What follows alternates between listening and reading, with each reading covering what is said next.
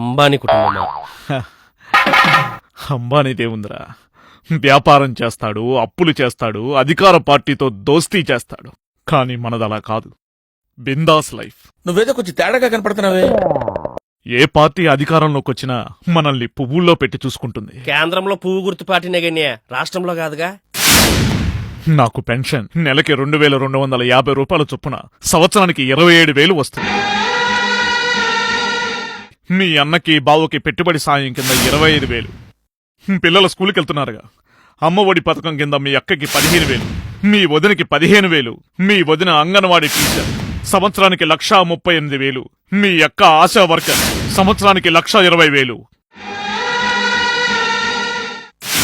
ఇక మీ బావ గ్రామ వాలంటీర్, సంవత్సరానికి 60,000.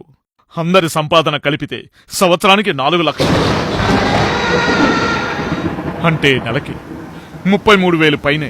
పైగా ట్యాక్సులు కూడా కట్టాల్సిన పని లేదు. టాగూర్లో చిరంజీవి కూడా ఈ రేంజ్ లో లెక్కలు చెప్పలా. చిరంజీవిదేముందరా, సినిమాలు చేసి సంపాదిస్తాడు. కానీ మనం దర్జాగా కూర్చుని సంపాదిస్తాం.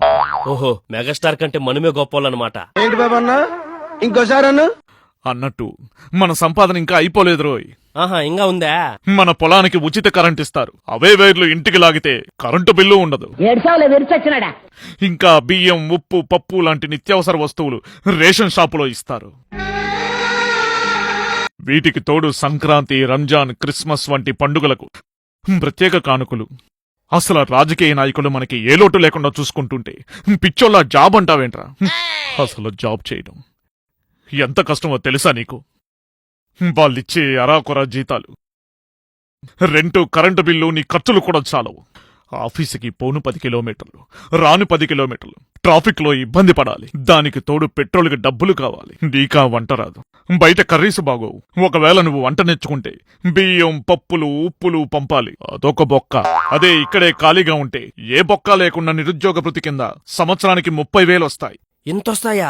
అసలు ఐడియాలు ఎలా వస్తాయండి మీకు? ఇవన్నీ వదిలేసి నువ్వు జాబు కోసం సిటీకి వెళ్ళావనుకో, అవస్థలు పడాలి.